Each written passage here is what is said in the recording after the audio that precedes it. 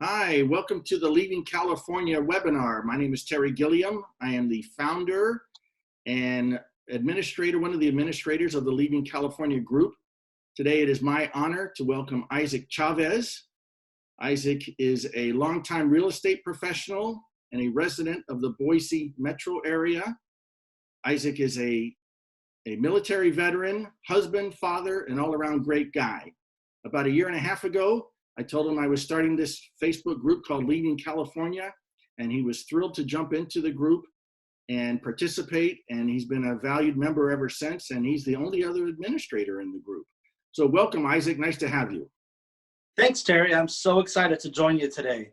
The weather is wonderful here right now. It's a sunny day. I can't think of a better day to do this. That's great. And Isaac, you know, one of the first things that you taught me when I met you is that the name of the area you live is pronounced Boise, not Boise. Now, my whole life, living all around the country, everybody says Boise, Idaho, but you taught me that it's pronounced Boise. So I want to bring that up first so that people who visit your area don't look out of place. That's true. It's pronounced with an S, not a Z. So Boise. And we all make that mistake when we move here, but you're corrected pretty quickly. And that's the fastest way for them to know that you're from another state. And it's not just here. There's some other places in the state. Like we have a Moscow, but we call it Moscow. It's spelled Moscow, and that's where the University of Idaho is. So it's not just Boise, but you get used to it once you live here, and they correct you right away, but it's all in fun. Can you tell me what attracted you and your wife to the Boise area? I know you've lived all around the country, grew up in New Mexico, and lived everywhere, a lot of other places. What attracted you and your wife to Boise? Personally, we lived in New Mexico, which was really hot. We were in the southern part of the state, so 110 degrees in the summer and really dry. And then we actually moved to Vermont, and it was the opposite. It was lots of snow, minus 20 degrees in the winter, and just all around hard place to live, although it was beautiful. So what brought us to Boise was that we wanted a place that was moderate and seasonal, and really, to be quite honest, a place that our kids could be outside year round. And that wasn't the case in the prior places we lived. Either you had to be in air conditioned in the summer, or you had to be inside by the heater in the winter. But in Boise, we literally have 4 distinct seasons, and the kids can be doing activities all year long. And that was what attracted us originally. Can you tell us a little bit about the downtown Boise, what it's like? I mean, do businesses thrive there? Is it a growing area? So the Boise metropolitan area in total is about 700,000-ish and, growing constantly. But it's made up of about 5 or 6 different towns or cities.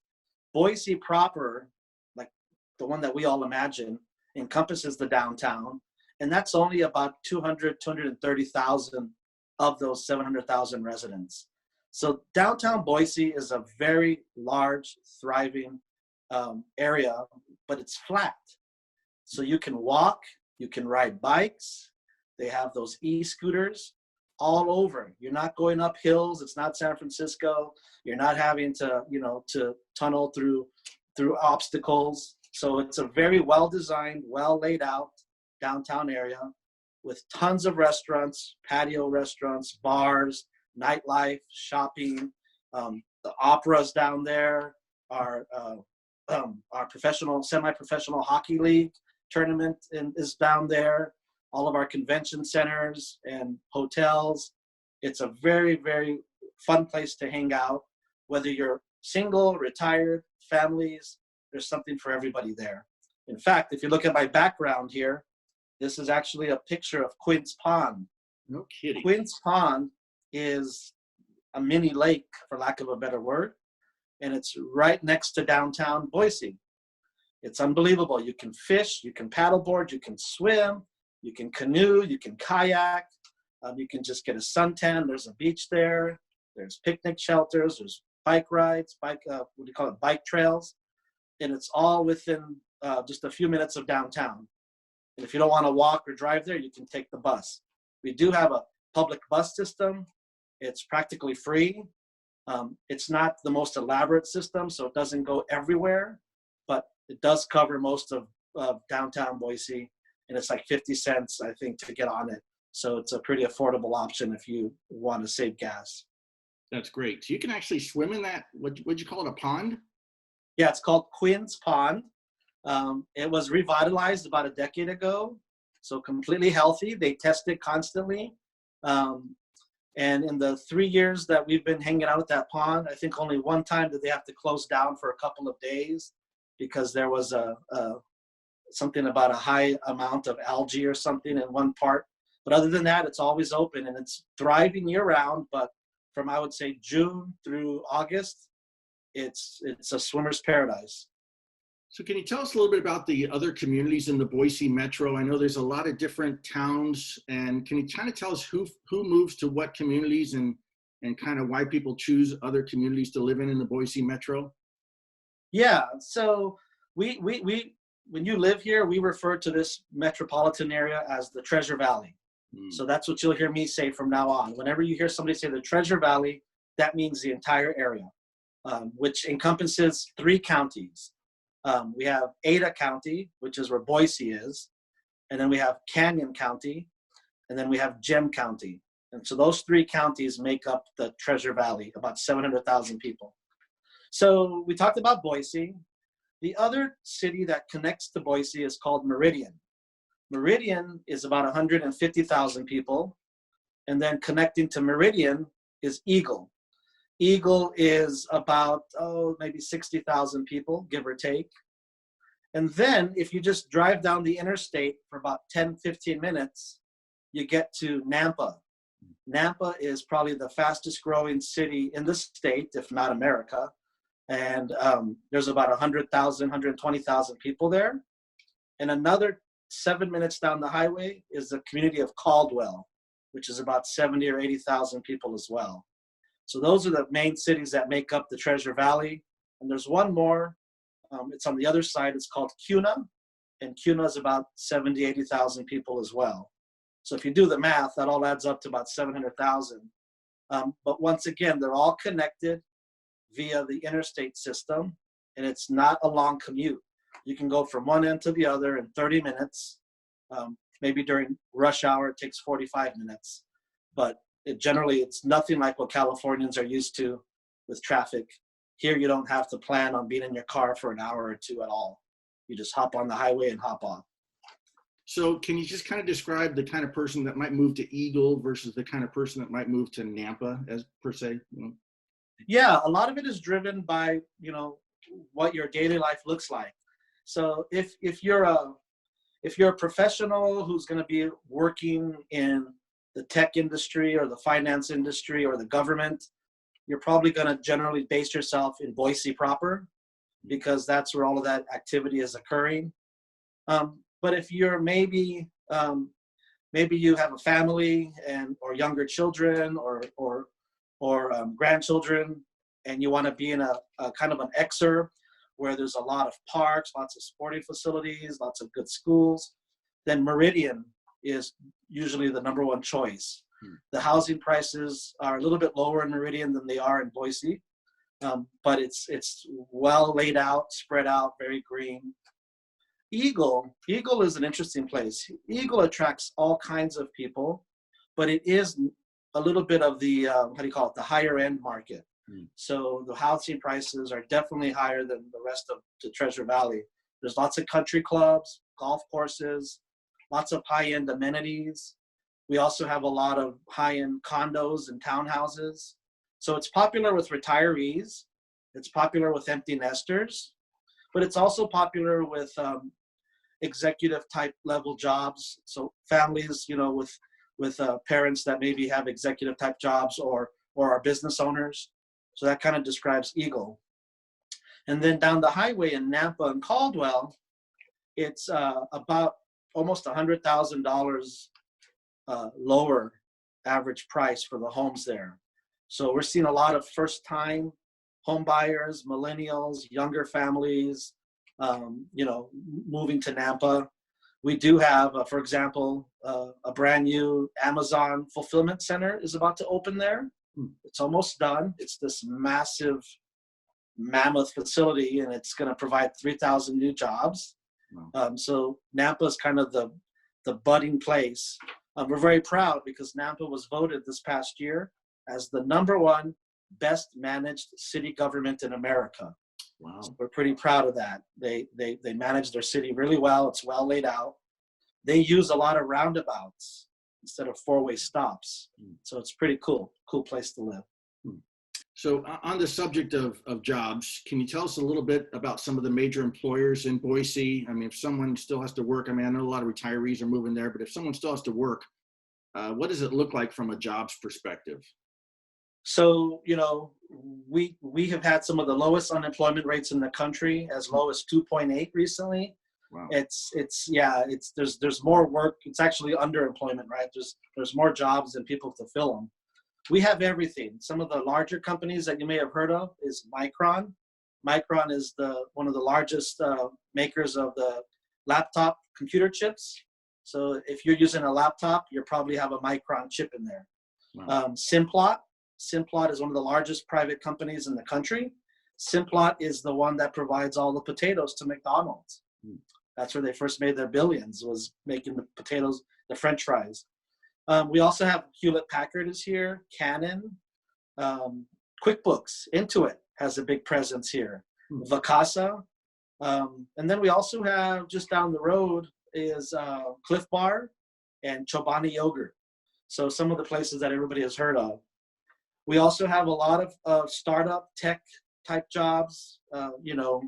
Some people would like to say that we're trying to be a mini Silicon Valley per se, without all the traffic and without all the high prices. And then agriculture is big here still. Lots of agriculture activity, dairies. And then finally, government. We have the state government is in Boise. It's the capital. So all the related entities, all the trade associations and different types of groups. And then finally, the educational system. We have Boise State University, BSU, which is very famous. But we also have a law school, medical school, dental school, several other universities, several community colleges. So there's a lot of secondary education opportunities.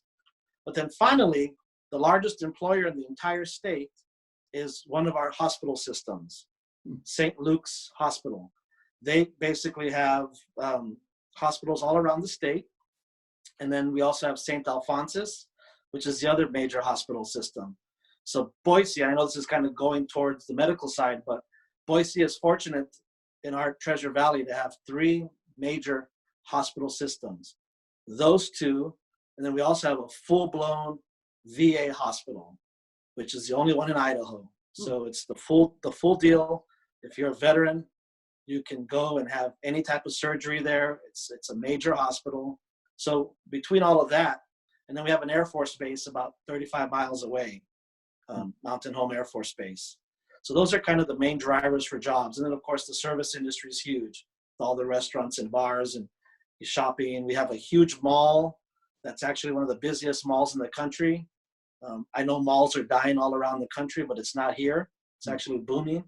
So it's just it's an all around easy place to find a job if you need to or want to work. That's very helpful. Thank you. How about for those who are looking like entrepreneurial, want to come there and maybe bring a business from California to Idaho, or want to start a business? Can you kind of talk about the business climate there? So if anybody ever follows politics, Idaho is a very, very pro-business, pro-property rights state. So our state constitution and all of our legislation over the last literally 100 years have maintained that stance. So because of that, taxes are generally low. For example, our state sales tax is exactly 6%. And it's on everything, including groceries. But when you file your state taxes, you can actually take $100 sales tax credit back. So you're not really on your groceries. So, and then our income tax generally is about 7.5%. So I know compared to California, that's pretty good. So we don't have a lot of red tape. In fact, recently our governor was on national TV because I guess I don't know who tracks this, but Idaho was named as the lowest amount of regulations in the country at a state level. So it's something that Idahoans take pride in. Well, that would be a bit of a culture shock for those of us coming from California, where it seems like everything is regulated, including what we breathe. Yeah, not here. Here, we definitely support small businesses, entrepreneurship. In fact, to be quite honest, because we're so close by airplane to the Bay Area, Mhm. we have a lot of entrepreneurs that are able to, either vice versa, either commute from the Bay Area here for the week and go back home, or vice versa, they live here but continue doing their businesses in the Bay Area because it's an easy flight. Our airport, which is another thing we're proud of, is pretty close to downtown. It's about a 10-minute ride, either in your car, Uber, or taxi. You can be at the airport. It's the type of airport that you can check in 30 minutes before your flight and don't have to worry about it. The parking garages are literally right next to the terminal. So that's one of the biggest benefits. But we have Southwest Airlines, Alaskan Airlines, tons of flights every day to Oakland, Sacramento, San Francisco, Orange County, Long Beach, Santa Ana, and of course San Diego. So you can fly back and forth relatively inexpensively and do your business. Obviously, home ownership is important to a lot of people. Can you just kind of touch upon property taxes? That's a big deal here in California and a big expense for many of us. Can you tell us about the property taxes, what they're based on in Idaho? So the cool thing about Idaho is we are not a home rule state. And that's kind of a government term, but in Idaho, local municipalities don't have the power to increase their local taxes. Wow. So that's why the sales tax that I mentioned at 6%, that's a statewide sales tax. Local governments, including Boise, don't have the power to add on top of that. And I know that's pretty rare in this country because most places, right, the local government just keeps tacking things on. And I'm not going to lie to you, the local governments don't like that, but that's just the way it is. So the legislature has to give permission for that. So property taxes are kind of in the same boat. We have two property taxes. We have one for residential real estate and one for investment real estate. So if you live in the home, they have what's called a homeowner's tax exemption. And that gives you $100,000 cut off the top of your value. Wow. And then you're taxed on the rest. If you're an investor, you don't get that $100,000 haircut. Mm-hmm. But on average, here in Ada County, where we're talking mostly in the Treasure Valley, your property taxes are generally just about 1% of the home value. So if you're buying a $350,000 house, then your property taxes are probably going to be about $3,000 to $3,500, give or take. The good news about our taxes, though, is that we are one of only 8 non-disclosure states. And what that means is that the sales price of your property is not shared with the government. So or the public. It's non-disclosed. So what that means is there's no transfer taxes. That also means that there's no lightning assessments or lightning appraisals. So the government in Idaho only allows property taxes to be raised a maximum of 3% a year. Doesn't mean they have to be raised that much, but that's it. So we've had some massive appreciation over the last decade here, but the property taxes have not gone up accordingly because they're not allowed to. So that's one of the benefits of buying property in Idaho, is that the taxes are relatively low. There are no hidden fees. There's no inclusionary zoning. There's no transfer taxes. Impact fees are very minimal, and they're built in, and they're generally for fire safety. You don't have a lot of elaborate impact fees like you do in California. That's great. Thank you for that. Now, you've touched upon it already, but I just want to kind of hit on this again. You know, a lot of us here in California, when we commute to our jobs, for example, I commuted 25 miles for years, but it would take me an hour to an hour and a half to get there on both ways. And one of the challenges that people in California have is that they have a hard time believing, if you're living in a major metro area, that you're not going to have a significant commute associated with that. So can you just kind of touch upon it again? I mean, yeah, it's great. It's a 30 to 45-minute commute today, but like 2 years from now, is it going to be an hour, hour and a half type commute, or can you just kind of touch upon that a little bit? Yeah, definitely. So the way it works is the interstate starts literally in downtown Boise. They built a connector a couple of decades ago. So you can literally be in downtown at all the stuff. You jump on the connector and you're on the highway system. So the highway will take you straight to Meridian. It'll take you straight to Nampa and Caldwell. So very quick commutes. It'll also take you the other way if you want to start going to eastern Idaho. It does not go to Eagle or Kuna. So if you live in Eagle, you can't take the highway. So a commute from Eagle to downtown Boise on a good day would take about 20 minutes, and on a bad day, about 30. But to go from Boise to Meridian, it's just a quick 10, 15-minute commute. To Nampa, 25 minutes. And to the airport, once again, 10, 15 minutes from anywhere. The airport is that centrally located. The coolest thing, though, is when people come to visit, they can't believe it. If they're flying in for the first time and they land at this airport, and then they're expecting to be, 30, 40, an hour and a half to get to their hotel or wherever. It's not, it's 15 minutes, and people can't believe it. We have a very active rideshare system here. So, really easy, once again, low regulation, so they can actually be at the airport and pick you up. And, there's just not a lot of red tape. So really the commute is minimal. And, it's one of those things that once you actually experience it, you just can't believe it. You're not having to leave to work, at 6 a.m. when your job starts at 8. You leave at 7:30 and you're there at 8 o'clock. And that's only during rush hour, Terry. I mean, the rest of the day, it's pretty minimal. I will say this is a car.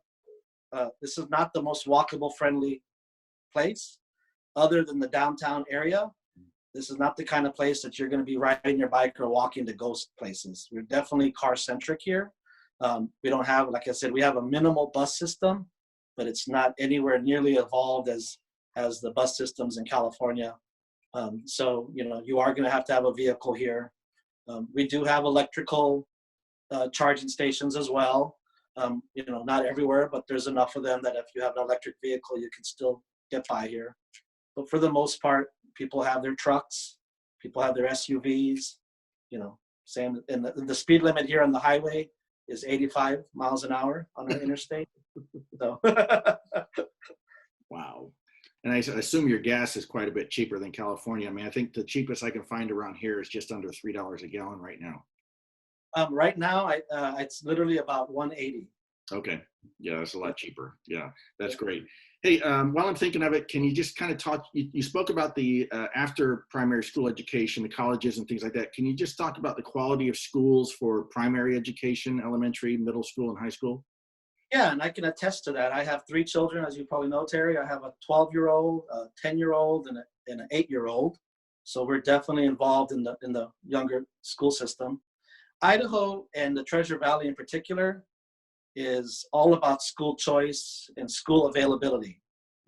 There are a plethora of private schools, parochial schools, Catholic schools, Christian schools, public schools, art schools, STEM schools. There is a huge acceptance of homeschooling in Idaho in general, but especially here. So everything is there. So no matter what your grasp is, it's here. We have great public schools, and the public schools are usually well built and have all the amenities that you come to expect. And because we're not landlocked, most of our public schools have huge, playgrounds and basketball courts and all the things you would expect with land. And all of our playgrounds and parks are fully green year round here. Water is very plentiful in Idaho. There are no droughts. So, and water is very cheap here. So you can irrigate your lawns of the schools in your homes for almost nothing, just a couple $100 a year. So the school system is great. We actually have our kids. One of them goes to a full-time private classical Christian school. And my other 2 go to a hybrid homeschool, and they go to school. So 3 days a week they're at home, 2 days they're at school, but the teachers manage all the curriculum. So it's not like full homeschooling, but there's a ton of support groups for full-time homeschoolers, a ton of activities. believe it or not, there's even a government program that will provide a subsidy for books and things if you are a full-time homeschooler. It's up to, I think it's $750 per kid per semester. You can get reimbursed for buying, the textbooks and all the computers and things that you need to homeschool. So it's very different from most parts of the country, very widely accepted, and everybody gets along. It's a very, very congenial system. You don't have a lot of conflict between those that go to public schools and that don't. It's not like that at all. Thank you for that. Hey, you touched upon it briefly there. Can you talk us, one of the greatest things about California, if not the greatest thing, is the weather. I grew up in Florida. I grew up sweating and in my elementary school, which didn't have air conditioning.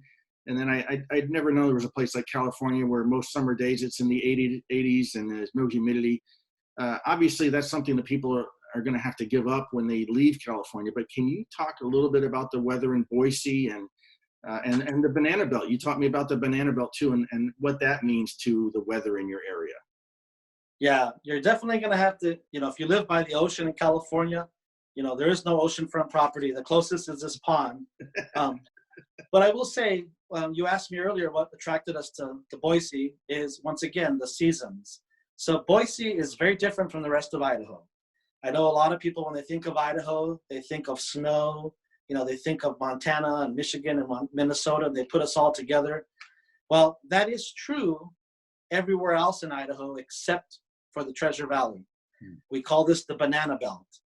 Boise itself, if you look at a map, we're at obviously the southwest corner of the state, closer to Utah and Nevada. So we are an arid desert climate, believe it or not. Even though we're green, it's definitely an arid, dry climate. Humidity is relatively zero here. So, there's almost no humidity. So you're definitely going to need lotion and body cream to keep yourself, moisturized. But because of that, you're not sweating. You go out for a jog or for a walk, or you go to your car to go to work, you're not drenched in sweat. We were really happy for that. One of the reasons we moved here is we wanted that dry climate. So we have about 230 days a year, according to the internet, of sunshine. It feels that way. Right now it's about 73 degrees, totally sunny, not a lot of cloud cover. We don't have pollution here. There's no smog. There's nothing in our air, so the sky is always clear and clean. You can breathe the air. We have about 80 days of precipitation, but our precipitation is very minimal. Once again, we're not in the rest of Idaho, so it doesn't snow much in Boise proper. Believe it or not, we might get a dusting once or twice every winter, maybe a couple of inches, but it's all gone within a couple of days. Now you drive 45 minutes away, and you can be in a ski resort where there's a ton of snow, but not here in Boise. So you don't have to worry about snow tires and chains. About once a decade, it snows dramatically. And it happened about 4 years ago. It snowed a lot. But that's about it. Since then, it's just been minimal. Same with rain. It never really thunderstorms. We don't have natural disasters in this area. We don't have typhoons and tornadoes or, things like that. It's a pretty easy place to kind of plan your schedule. You kind of know that you're going to be able to you're going to be able to have your barbecue in the month of October, or you're going to be able to do whatever you think you can do. The weather does not surprise you here. It's pretty stable. That's great. And then since you have so many days of sunshine, it doesn't create any kind of fire hazard or anything. You don't have wildfires, do you? Not here. Nope, not in the Boise area. Once again, it's very wet here. We have this pond that I just told you about, but if you get up to Nampa, which is about 30 minutes away, we have one of the largest lakes in the whole state called Lake Lowell, Lowell. It's massive. And we have, all kinds of rivers here, right? We have the Boise River, we have the Snake River. So we have so many outlets of water, and I've never heard of any type of forest fires in this part of the state. We do get, though, full transparency. Whenever they have the huge fires in California, it does sometimes reach us here as far as the inversion in the air. And so, it is common to have several days whenever the fires are really big in Northern California, for our air quality to go down pretty low. But it's never more than a couple of days, and so that's one of the byproducts of being close to California with all the forest fires there. Yeah, that's too bad. Well, finally, I'd like to touch upon politics. I mean, it's the third rail for a lot of people. Most people don't want to talk about it, but it's one of the reasons many people want to leave California. So if we can touch upon a couple of things that are really important to some people. Are you familiar with what the gun rights laws are in Idaho? Yeah, so let's talk about that. So earlier we kind of touched on it when we talked about how we're a very pro-business, pro-property rights state. So in general, our state government is a very conservative government, and it has been for generations. And so we have zero gun restrictions pretty much. You don't need a permit to conceal carry or open carry. You actually don't even need to get a background check if you're buying from a private owner or from like an auction. Only if you buy a weapon from a federal arms dealer you do. But as long as you're 21 years and older, you don't need any type of permit in Idaho. So we have huge hunting grounds. Hunting is big here. Lots of elk, deer, sometimes bear, just year-round hunting. So gun rights are very sacred here. Second Amendment's really powerful here. We also have medical freedom as far as things like vaccinations. We do still have both medical, religious, philosophical exemptions for immunizations and vaccinations. The school will tell you that if you want to take that exemption, that's fine, as long as you are aware that if there's an outbreak in the school, your child will be asked to stay home until it's over. So but they'll definitely let you enroll. So in that aspect, we have that type of government. Now, the Treasure Valley, for the most part, mirrors that conservative government apparatus. But in full transparency, Boise proper, Boise itself, their local government tends to lean more liberal in a more traditional democratic sense. So let me put it this way: Idaho is so red that you could never get elected here, even at a local level, if you were a very progressive Democrat type politician that you might see in some parts of California or some parts of the East Coast. Here, when Democrats are elected, they're more of the old-fashioned, traditional, moderate, relatively pro-business type Democrats. A progressive doesn't exist in Idaho and couldn't get elected.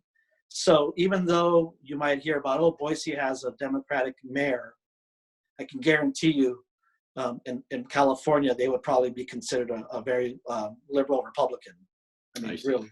Yeah, so that's the difference. But once again, I mentioned earlier that we don't have home rule in Idaho. So the cities, a lot of the power that they have in other states, they don't have here. So it's not easy for a local government to do all these crazy things without the permission of the state legislature. And our state legislature is a supermajority. It's the mere opposite of California. Supermajority, all the state offices are basically Republican holders right now. The legislators are supermajority Republican. So if that's what you're looking for, then by all means, Idaho's the place for you. But they welcome everybody. They're happy to have people come here. All they're hoping for is that when you come here, you adopt the values of Idaho, and if you do that, they will welcome you. Same way they've done with us. We're not from here originally, and we feel very welcome.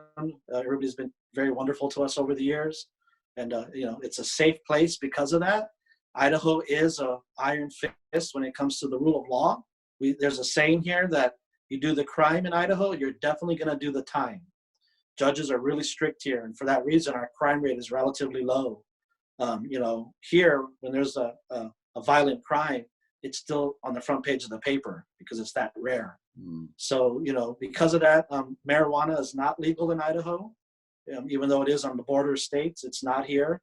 Idaho will probably be the last state, if ever, to legalize marijuana because of their values. We didn't talk about it, but I should touch on religion. Mm. Idaho generally is a very religious state.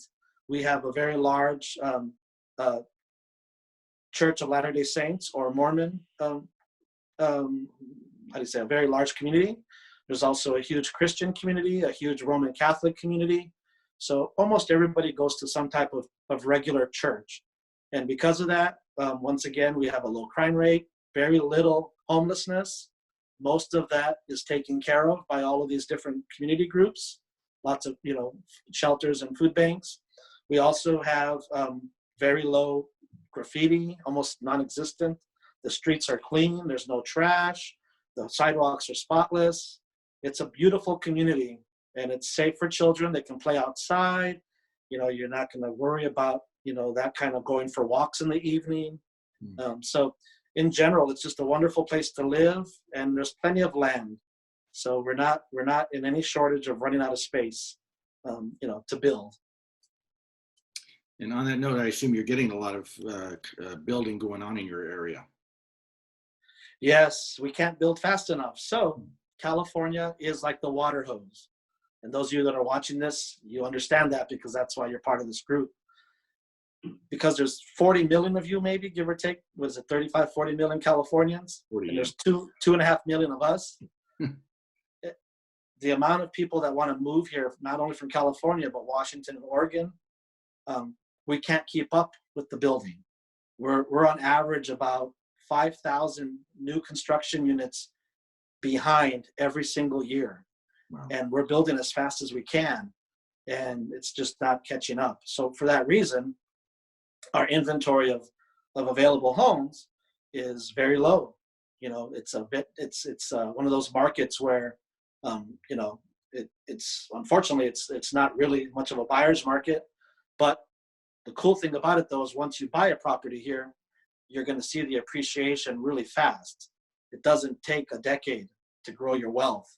It takes 2 years, and you're making 30% profit already. So for that reason, a lot of people here have really seen some serious personal real estate wealth accumulate over the last 5 or 6 years, just from buying a $150,000 house, and now it's $350,000. And so those are the positive things of coming here to Idaho, especially the Boise area.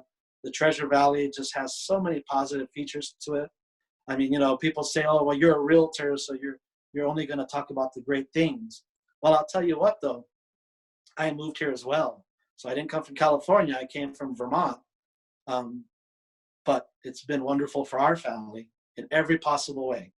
I can't even think of one complaint or negative thing at the top of my mind, because I was trying to think, I got to give them one thing, and I really can't think of it. I mean, it's compared to California and the East Coast where I came from, it's so much cheaper. I'll give you an example. My family of 5 in a 2,000 square foot house with a dog, working from home because my wife and I are both realtors. Our average electric bill, and I've told Terry this before, is about $50 to $60 a month. And that's with electric stoves and a large refrigerator and computers and TVs. Our water bill, same thing. Our sewage and trash, same thing, $60 a month. And then internet access, broadband is, I think I pay $55 a month. So everything, all utilities all together, maybe $150, $170 a month for everything to run a 2,000 square foot house, fully watered lawn, front and back. It's amazing. So when you bring all that together, even if some of the job salaries or wages are lower here than California, the cost of living and the general lifestyle and the lack of stress more than make up for it. The opportunity is ripe. We have tons of space, tons of water.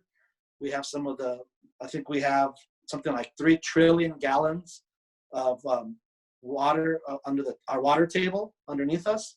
So there's enough water here for like 1,000 years, really, to keep our irrigation going. So for that reason, you can water your grass 24/7. There's no restrictions, and it'll cost you about $80 a year for your water. That is unbelievable. Yeah, it sounds unbelievable, but it does exist. I promise. Everything I've told you today can be verified and is 100% true. I guarantee it. Well, I know you know your stuff, Isaac. Hey, so this has been very helpful. Thank you so much for this. If people want to connect with you, oh, by the way, I think in the next 3 to 5 years, hundreds of thousands of Californians are going to leave, and many of them are going to move to Idaho. So if people want to reach out to you and get more information about Boise and maybe connect with you to talk about the housing market or anything else that concerns them, how can they reach you? Yeah. So what I think we'll probably do is, when we'll publish all of my contact details at the end of this video. But the easiest is my company is called Reside 208. 208 is our area code. Idaho only has one area code, 208. It covers the whole state. So reside208.com. It's the same everywhere. So Facebook is at Reside208, Instagram. So as long as you go into Reside208, you'll find us. We work with all kinds of real estate, not only residential, but investment properties. We know that a lot of people from California maybe aren't ready to move here just yet, but they would like to maybe buy a property now because the interest rates are so low or because they have cash that they're sitting on. So we're happy to facilitate that as well, where you can buy a property now and we can rent it out. Our vacancy rate is only 2% in our rental market. So it's just as hot as the buying market. Wow. So finding a renter for an investment property here is not a problem. And our average cost for property management is about 8% of your monthly rent to manage the property fully. So we do that a lot. We have a lot of people from California who'll buy a property and then plan to retire in that home or move into it a few years down the line. And then we also deal with 1031 exchanges for people that have investment properties in California that want to sell them and invest here. For those that are over 62 years old, we do reverse mortgage purchases pretty often here.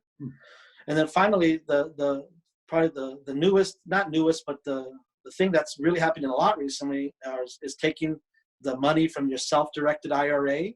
If you have a self-directed IRA, you can definitely purchase investment real estate. And it's a much safer investment compared to the stock market historically. So there's all kinds of mechanisms. We also deal with a lot of veterans. I spent 8 years in the Army. I'm very proud to be a veteran. So we definitely are familiar with the veterans loans. And believe it or not, because Idaho is so rural, everything around the Treasure Valley qualifies for the USDA rural development loans, sure, which, if you know, are 0% down. That's right. So it's amazing. A lot of those towns we talked about qualify. Boise doesn't, Meridian, Eagle don't, but Cuna does, and a bunch of the outlying towns, which are still just 30, 40 minutes away, qualify. So you can come into a home literally for nothing down in Boise. So we have it all here. We have condos, we have townhouses, we have high-rise condos in downtown Boise, if that suits you. There's luxury, there's single-family homes, we have mansions. We run the gamut here, so there's something for everybody. The only thing that we don't have is oceanfront views. That's about it. I thought of something negative. That's what we don't have. Well, Isaac, that's great. Thanks again. It was a pleasure talking to you, and I know that you'll be talking to a lot of folks from the Leaving California group, and we look forward to you helping them live a better life outside of California. I'm happy to do that, and Terry, I can't believe how fast this group has grown. It's almost 7,000 about right now. Yep. That's a testament to your leadership, and this was your idea, and I'm glad I got to come along for the ride. And all of us that are members of this group should be thankful that something like this exists, because it gives an outlet as well as a chance to vent a little bit, but also a chance to really see the resources and connect with people from, find out where they're going and the best practices and what they can find in those areas. We'd like to be that resource for all of you, for the Treasure Valley. And we're pretty much full-time, 24/7, my wife and I, with our team of 4. This is all we do. And we're proud of being in Idaho, and we definitely are happy to help any of you with any questions you have. Thanks a lot, Terry, for having us today. All right, Isaac. Thank you. Take care.